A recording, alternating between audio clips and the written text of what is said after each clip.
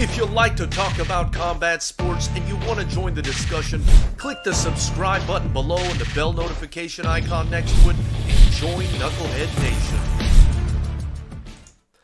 What's going on, Knuckleheads? Thank you so much for joining me once again on the Keep It Clean video podcast. Today we're going to be talking about the controversial, or what I don't think was controversial, but what the world, or some, I guess, haters think is controversial.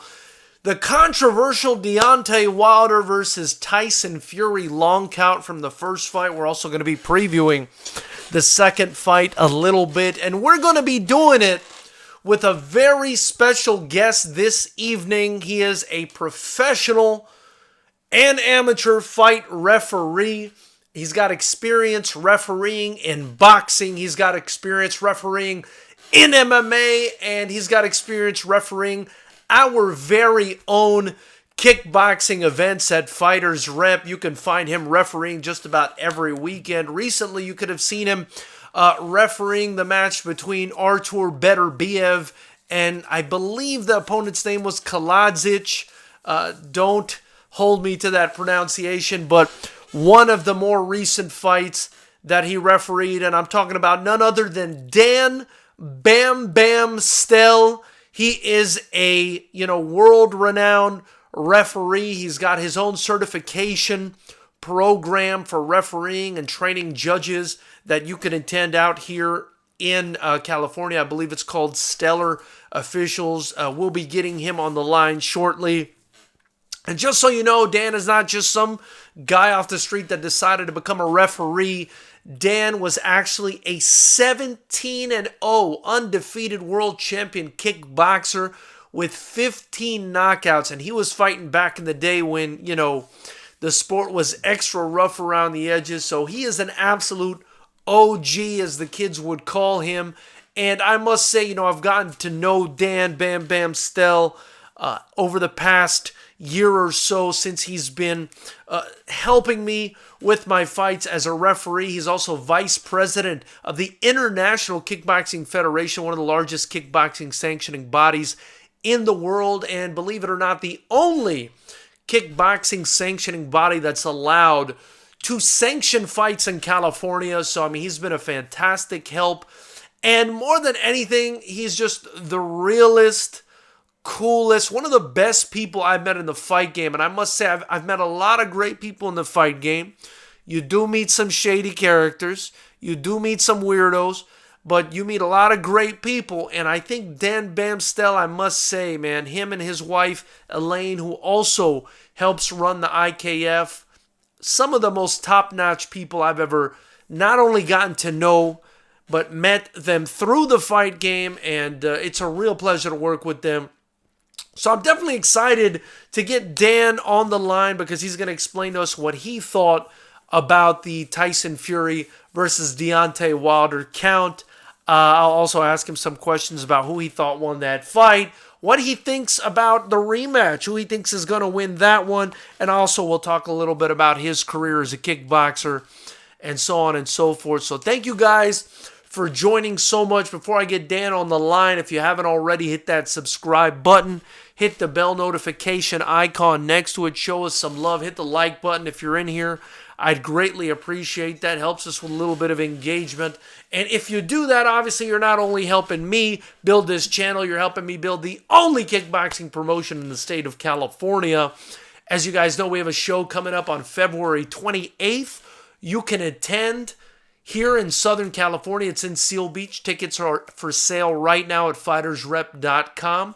We've got 3 sick pro bouts on the card, as well as 13 other bouts on the amateur bouts on the undercard, with some of the most talented kids from all over the world, I think, training right here in Southern California. I do think we have the best talent in the world right here. And if you can't make it, if you're abroad, if you're somewhere else outside of the state, you can always tune in and watch for free right here on YouTube. We'll be airing the fights. All I ask is you guys, donate what you think the fights are worth, what you think the channel is worth. I greatly appreciate that. It's hard to run your own promotion. That's why I'm the only kickboxing promotion that's a pro promotion in the state. It's just a hard thing to do. It's expensive, and obviously, anything you guys donate is helpful. I'll also, love to hear your opinions, how we can make the show better, and that's, what I'm excited about. And I appreciate you guys being in here. Big shout out to Eric Langarica. Big shout out to Muay Thai 23. Really appreciate you guys being here. So right now I'm going to give Dan a call. I told him I hit him up between about 7:05 and 7:15. So it's about that time. Let's get Bam Bam on the phone here. Please hold, knuckleheads.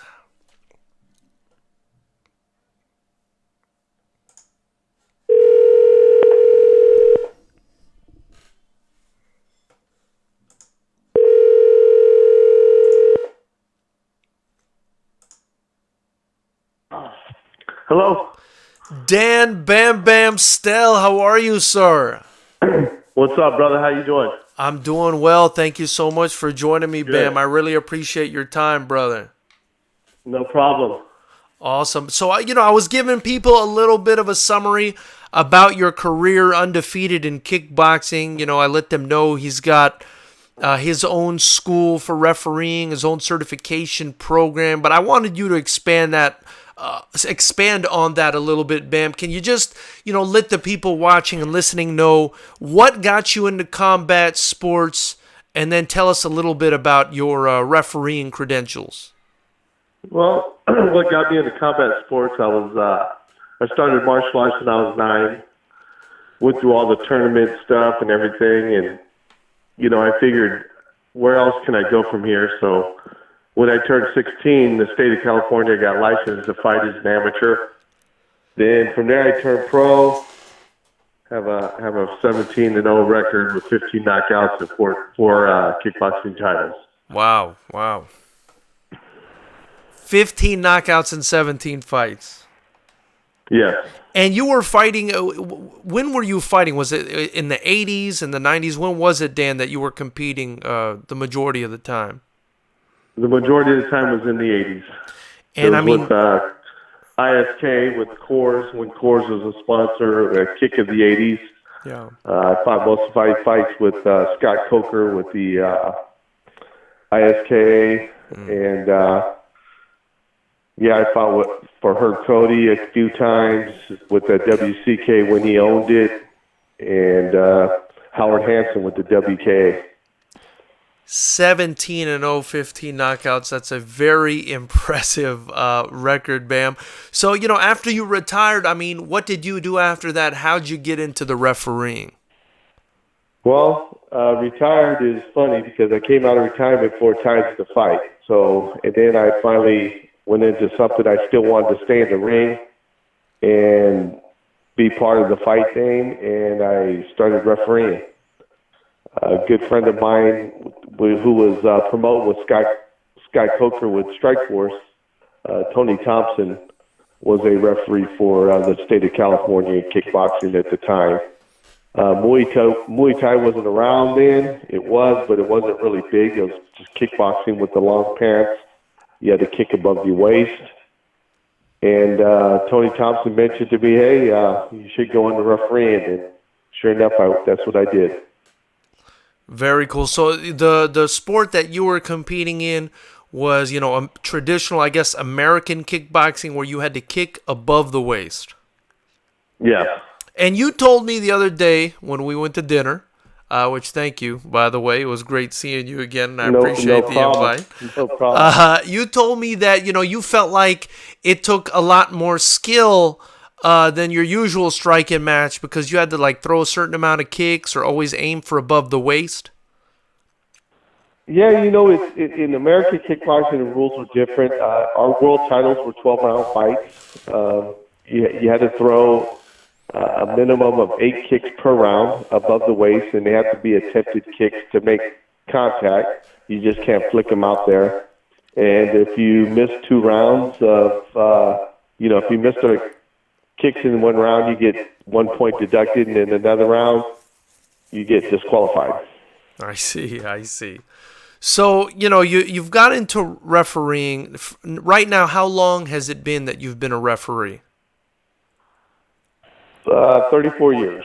34 years. And you're also involved in the sanctioning, right? Because, my understanding is you're vice president of the IKF, and obviously, you help us sanction all our shows here in California and in other places. Right. Well, IKF, vice president, co-founder, Steve Fossum and I co-founded the IKF. We had a little falling out. I went back, he brought me back as one of the head referees, or the head referee for the IKF. And that's where it all started. I went more into refereeing the Muay Thai and stuff. The first Muay Thai matches and stuff, my brother and I used to promote them in California back in '89. And then a great gentleman, Alex Gong, approached us and said, hey, I'd like to try some Muay Thai fights on your card. And Rob Lynch at the time was the executive officer, said, well, we have no one to referee. And that's when I started learning how to do it, and we started doing Muay Thai on the shows. Awesome. And Bam, you have a certification program where you not only teach people how to referee, but you also teach people how to judge fights. Is that right? Yeah. My wife and I started a LLC, Stellar Universal Officials LLC. So what I do is I want to train the referees and judges. We have timekeepers. I train the inspectors and everything. I want them all on the same page, how we judge fights and how we referee fights. Okay, sounds awesome. And, where can people get in touch with you if they wanted to, get into that? Because I always tell people that watch the show, we call out all the corruption and the incompetence in boxing and other combat sports. And I tell people, look, these are just regular people that are signing up to be, inspectors and judges and referees. Where can people just sign up if they want to come, learn how to do all this stuff and be a part of the athletic commission? Well, it's not really with the Athletic Commission. The IKF is under the umbrella of the Athletic Commission. I was blessed by Andy Foster, who's our executive officer, to do the program to train the IKF officials, the amateur officials. Mm-hmm.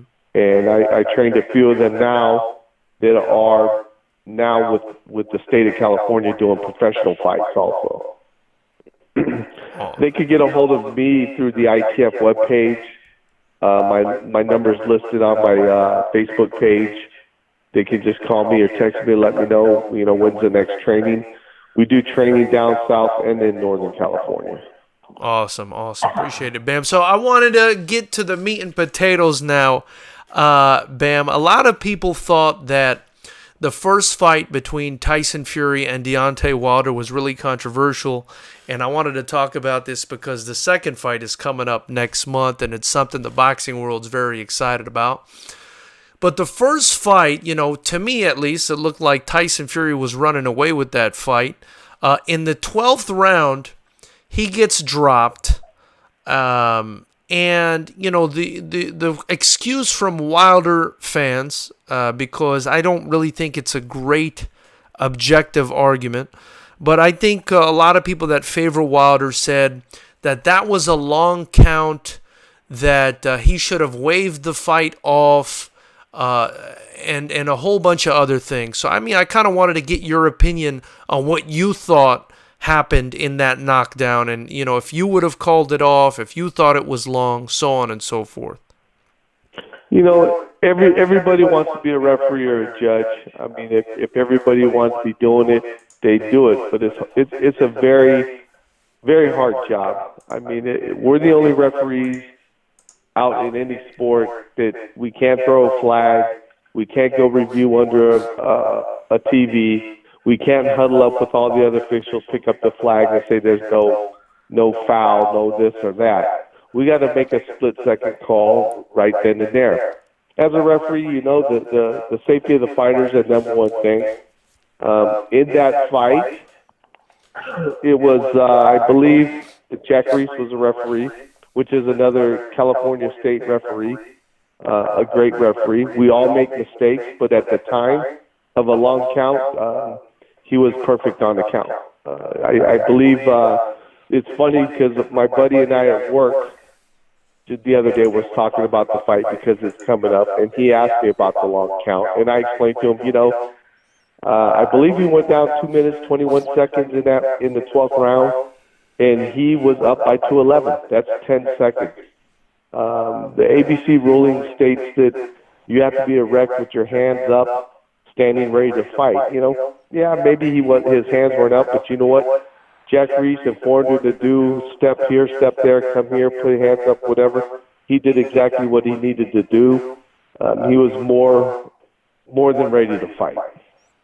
So it's not like an absolute concrete rule. I mean, the referee obviously has some discretion when it comes to that. Yes, it's the referee's call. I mean, there was no long count. He was up at 10 seconds. He was standing up in 10 seconds, and he was, like I said, his hands may not have been up, but he was still ready. He was still ready to fight. He was coherent to fight. And the seconds, I mean, are they exact seconds, or is it the seconds that the referee's like counting in his head? He's getting them from the timekeeper. Where does the timing come from? Well, actually, the timekeeper and the referee have to work together. The referee, once the referee points down to the ground and says down, he's a down fighter. Yeah, he has to point the other fighter to keep the fight away from him to go to the neutral corner. As you see, Jack Reese looks at the timekeeper, picks the count up, and starts counting. Yeah. He gets down on his knee, counts in his face like to let him know, hey, I'm counting you, and he was up ready to fight. I mean, that's something that we, in the course, I tell my people, the referees, you have to learn a count. It's not one. You okay? You ready to fight? 2. That's too long. You got to go 1, 2, 3. Time yourself, on your count. Yeah. Because you know what? On a big fight like this, it came down to it. Yeah. The count. Everybody says a long count. You run a stop clock on Jack Reese. He did a great job. I take my hat off to him.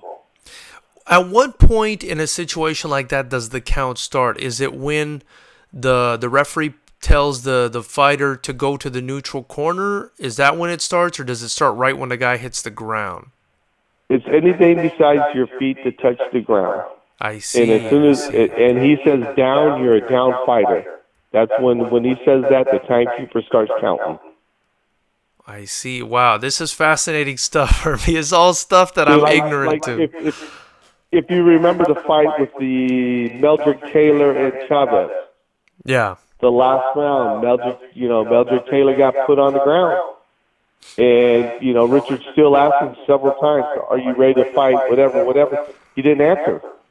Yeah. And it was at the end of the round. It was close. Matter of fact, I think he got dropped just after the clack of the 10 seconds of the last round. The bell can't save you in any round. And then, I love Richard Steele's response back to when the announcer asked him. It was the end of the round. There was 10 seconds left in the round. Could you have not just, let him continue? He would have won the fight. And Richard Steele's exact words was, I'm not a timekeeper. Safety of the fighter, Yeah. That's what it's about. Yeah, wow. I appreciate that very much. And how about another thing that people, kind of talk about that fight, about the Fury Wilder knockdown is, so in the Danny Jacobs fight when he fought Dmitry Pirog, I don't know if you saw that fight, but Pirog dropped Danny Jacobs and he looked like he was out. And, I believe it was also Jack Reese. I'm not sure. But, he saw Danny Jacobs' condition on the floor. He looked unconscious, and he just called it off. Why do you think in the situation with Wilder or with Fury, it wasn't called off? And does the referee have discretion to just call it off, if he thinks the guy's too damaged?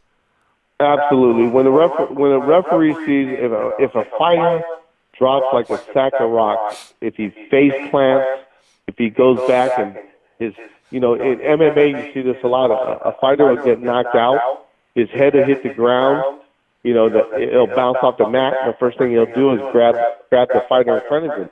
They let them continue. That is a double concussion because you're knocked out when you go down. When your head hits the mat, that's a double concussion. Then you wake right up and then you grab someone in front of you. I've seen several MMA fighters grab the referee.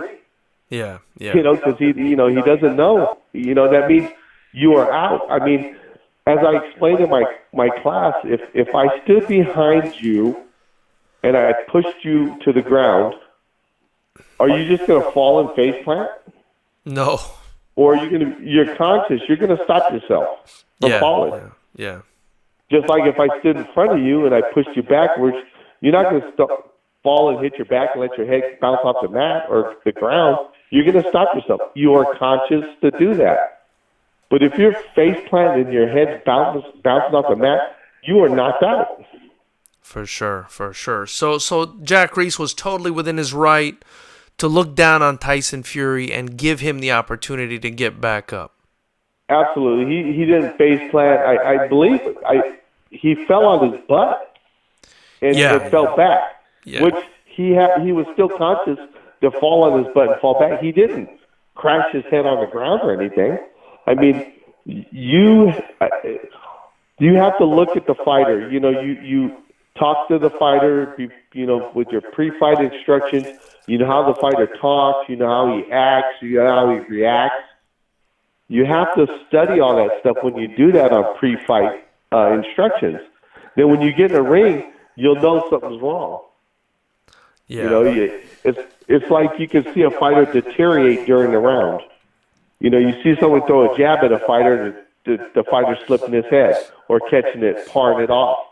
But all of a sudden you see him maybe in the third or fourth round, he's getting hit a little bit more, and then the reaction, he's getting hit in his face, and his reaction time's coming a little bit slower.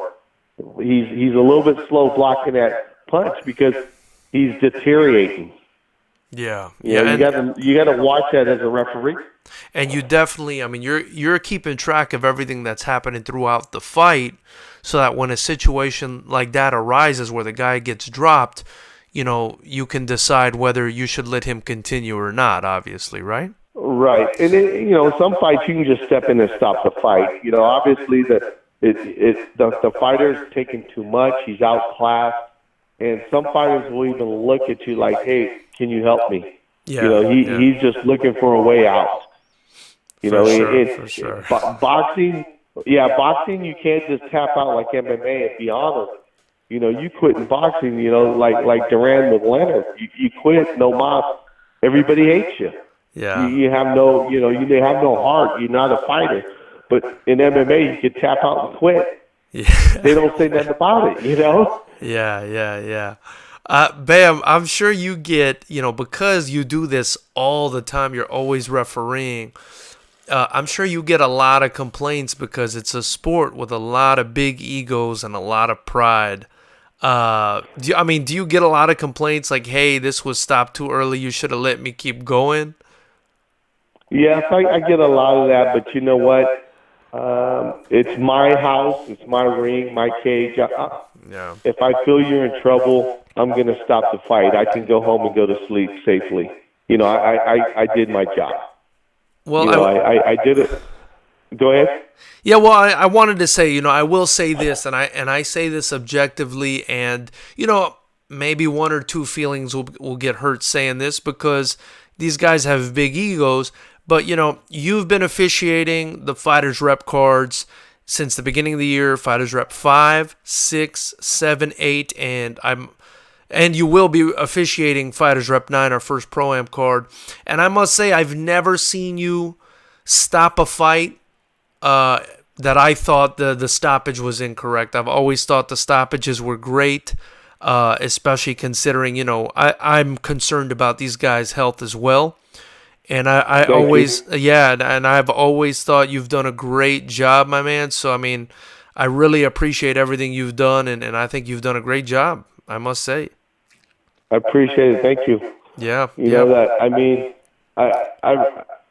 there's one person who loves me and then he hates me. I mean, Kung Lee's a prime example. You know, Kung Lee was fighting Scott Sheely in Strikeforce, and he was in Sancho. Once again, Sancho wasn't approved in California still until I learned how to do the judging and refereeing of the fights. So I was refereeing the fight, and I saw something wrong with Scott Sheely. It looked like, you know, there was a puncture in his head. And I stopped the fight, and, man, everybody booed me and this and that. And he went and had a CAT scan done, and his jawbone dislocated from his skull and slipped behind his skull. And it almost went into his brain, you told me, right? Right. It could have, you know, the Kung Lee was just tossing him like a rag doll. It could have slipped behind and went into his brain, you know, and the doctor said, hey, you better go thank that referee. But on the other hand, Kung Lee was fighting Wanderlei Silva, and Wanderlei Silva was, I mean, he was just, Kung was doing it in the first couple of minutes of the round, and then all of a sudden he got caught. And Wanderlei jumped on him, and he was an animal. And Kung took a knee to the face, and I mean, it put his nose in his left ear. And I mean, I had to jump in and stop the fight. And Kung hated me for that. And, you know, I think he still has bad feelings about it. But you know what, Kung? I love you as a brother and as a fighter, man. I'm not going to let you take any more punishment. That's my job. The safety of the fighter is my job. You know, and then again he goes, man, those with some monsters. From the boxing standpoint, in the sport of boxing, who's like the most impressive guy that you've refereed a match for in boxing? Oh man. The most impressive boxer-wise, Diego Corrales was a hell of a boxer. That boy was good. Andre Ward was good. The man that hit the hardest that I ever refereed in boxing was probably the gentleman I did in Sacramento. I can't remember his name. Better Biev? Yes, sir.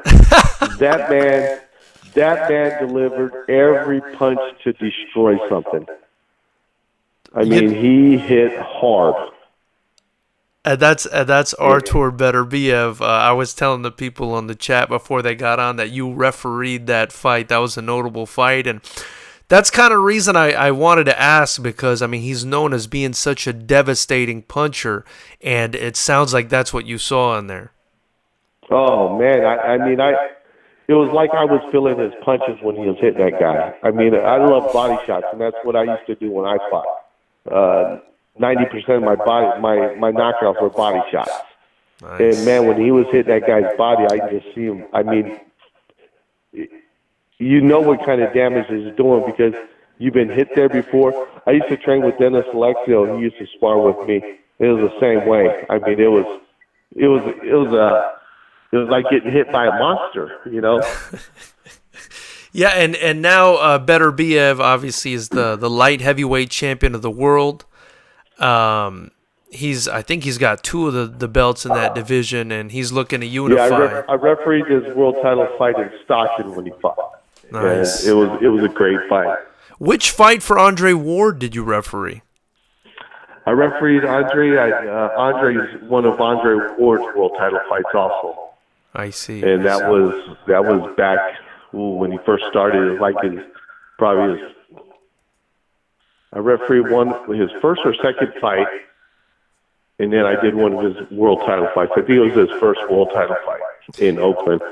And overall, I mean, who do you think is the best fighter you were ever refereed for?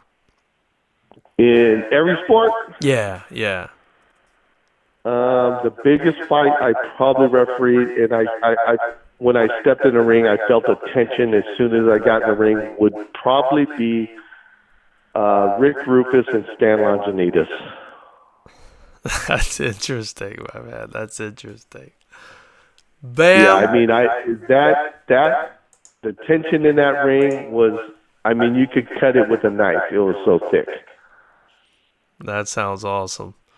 Bam. Thank you so much for your time, man. I mean, this has been really enlightening, and for even as a promoter, I mean, I don't really know, the way the refereeing aspect of the game works that well, and this really cleared a lot up for me, and I'm sure for a lot of the people that are listening. Really excited to see you on February 28th at FightersRep 9. I really appreciate everything you've done, Bam. Hey, I'll be there, brother. And another thing too, I reach out with my course I do with the officials. I even invite the trainers and coaches and everybody within the facility, the fighters and stuff, to the venue also if they want to listen how we judge a fight and referee a fight. And that way they can give their input and feel how we feel the same way. That way everybody's on the same page, right? Yeah. I hate people who say, well, you guys don't know Thai and this and that, but, a fight is a fight. I mean, just because you oi, and then people, you got to hit someone and cause some damage.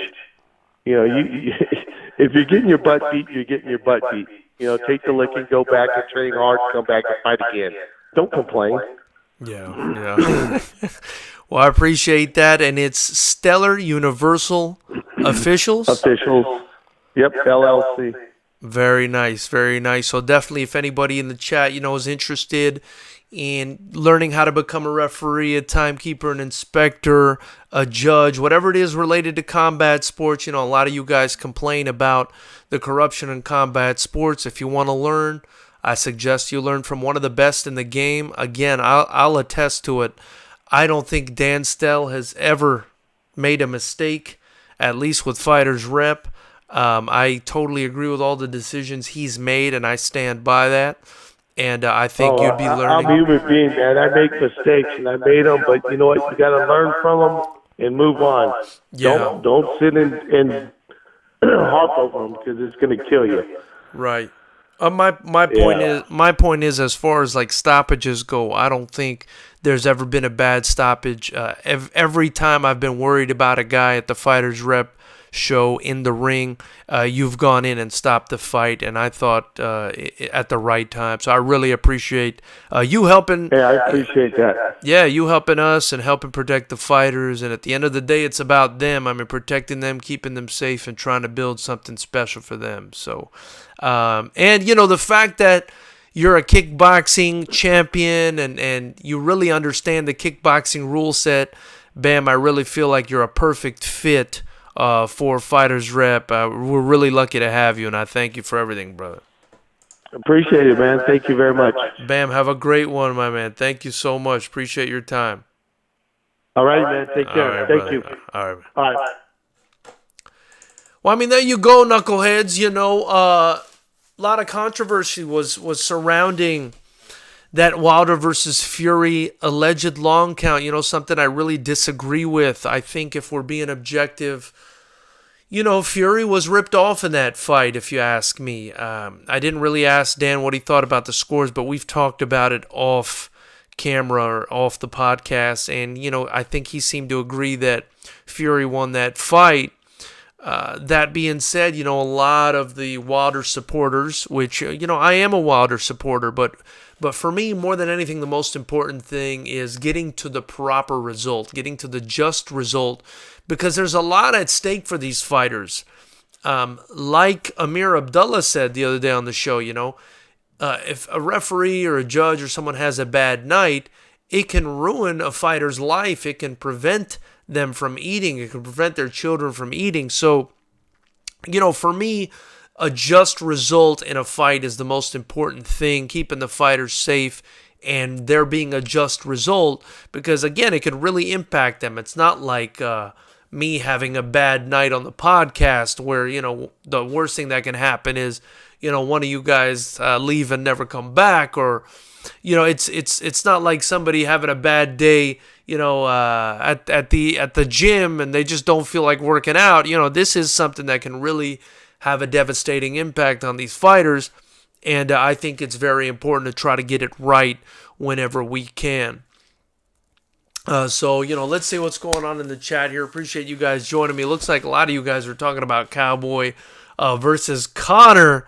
coming up. Obviously, a very exciting fight. We'll do a preview to that soon. Marco Martinez says Cowboy versus Conor is such a fun fight, almost a 50-50 fight. But I think McGregor is favored. And Marco Martinez also says Errol Spence versus Crawford looks like more and more a possibility. Yes, I mean, we have seen that recently in social media. It looks like Terrence Crawford was talking enough smack on social media to get a phone call from Errol Spence, and it looks like they spoke and maybe worked some things out, so we'll see what happens there. Muay Thai 23 says he's going to get put to bed in under 2 rounds, gets hit way too much, and doesn't have the best of chins anymore. Conor McGregor going to drop that left-hand potato bomb up in his dome.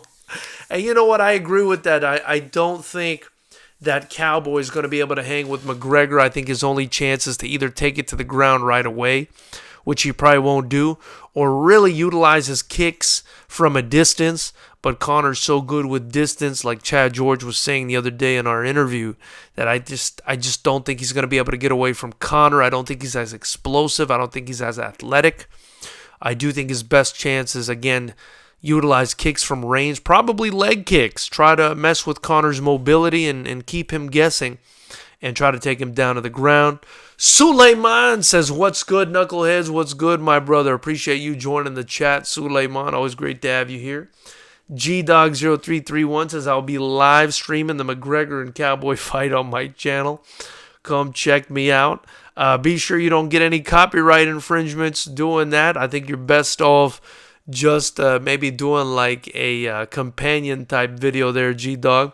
Suleiman says, ask Dan Stell why he thinks Kovalev didn't get a 10 count versus Ward 2. Suleiman also says, I seen a clip of Fury getting up from the canvas with an actual timer edited in, and he was off the canvas right at 10, so this long count narrative is some BS. You know, I agree with that, and I've seen that as well. I think it's a whole lot of denial. It's a whole lot of denial from Wilder fans. And, you know, some people are just going to be biased towards their guy. I don't think that, you know, that was a long count. I thought it was way too close for people to even call it into question. And I think it's kind of a lame argument. I mean, Tyson Fury, you know, was good enough to where he got up and actually probably won the end of that round. So I don't see what this narrative is really about substantively, other than people just being in denial and disliking Tyson Fury or really liking Deontay Wilder. At the end of the day, it doesn't matter who you like or dislike. You got to be objective, and, you know, people should get what they deserve, you know, and that's what it's all about, is people getting what they deserve instead of being screwed over the way our boy Badu Jack has been so many times in the past. And I bring that up because we had Amir Abdallah on the last show discussing all the horrible decisions against Badu Jack. Emmanuel Khan is saying Fury's best fight, but that 10 count should be applied to everyone. And Emmanuel Khan says Bivol should now fight Canelo or Kovalev. You know, I think Canelo is probably going to stay the heck away from Bivol because he's not old and you know, in his twilight of his career the way Kovalev is. Bivol is a legit light heavyweight. I mean, he's not the most physical guy. I think he might be slightly small for the division, but he's fast and he's athletic and he can fight. And I don't think that that's a fight that would be good for Canelo, especially considering the fact that Bivol can actually box, and Canelo has a problem with guys that can box, especially when they're young and in their prime. He's probably going to stay away from that. He's certainly going to stay away from Artur Beterbiev, who Dan Bamstell was just on the podcast telling us how hard the guy hit, and the guy's an absolute monster for sure with the way he knocks people out. So there's that. But, you know, glad we got a professional referee's opinion on this Wilder versus Fury long count. Not that it matters anymore. We went away with a draw, which I thought was unjust. But, you know, it was cool to you know, get his perspective on that and kind of squash any sort of controversy with some objectivity, getting the opinion of somebody that really knows what they're talking about, as opposed to a bunch of armchair wannabe referees. Emmanuel Kant is bringing up the fact in the chat that Bivol has excellent footwork. I agree. You know, Bivol's probably the best boxer at light heavyweight, him and Vozdik. But Artur Beterbiev is also a good boxer. The thing is, he's just got power and stamina in spades. And even if you're slightly a better boxer than him, which is questionable too because he's got a great amateur pedigree, but even if you're a slightly better boxer than Artur Beterbiev, you've also got to deal with the fact that he punches like a freight train. And, you know, he's just going to be a very hard guy for any of these guys at light heavyweight to beat. But that said, knuckleheads, you know, I want to thank you guys for joining the chat. I'm going to cut it a little bit short today because I am absolutely starving right now. I forgot to have dinner, and dinner is ready for me, so I'm ready to eat something. But I appreciate you guys joining. Before I get to that, Ronsta's in the chat. Thank you for joining, brother. He says, too much bias in boxing. Only few sports still left to let where the promoters pay the belt federations who pay the official. There's no regulating bodies in the middle to control them. You know, the sanctioning body is supposed to be a regulating body. But, you know, at the same time, I mean, in the other sports, you have monopolies, right? I mean, you have the NFL, I guess, hiring its own referees. So in theory, you know, they could, or I guess, you know, the referees have their own thing going on. But, you know, in theory, they're paying them. It's the same thing, right? They're all getting paid by the NFL. They're all getting paid by the MLB or whatever it is. So in theory, at the end of the day, it's very similar to boxing. The referees are getting paid by the promoter. So, you know, that's kind of the same there. I think the issue with boxing is there's so many different sanctioning bodies and so many different promoters, and everybody's doing things differently. It's not very uniform. But that being said, knuckleheads, I really appreciate you guys joining the chat. Great talking to you. We'll be live again Friday at 7 p.m. Pacific. You guys already know we do this Monday, Wednesday, and Friday at 7 p.m. Pacific. We'll probably have one of the fighters for FightersRep 9 on that day just to pick their brains a little bit. And we'll probably do a preview on McGregor and Cowboy. Might be a good idea, so definitely tune in. Also, be sure to tune in immediately after all the big fights. And until next time, knuckleheads, appreciate your time and keep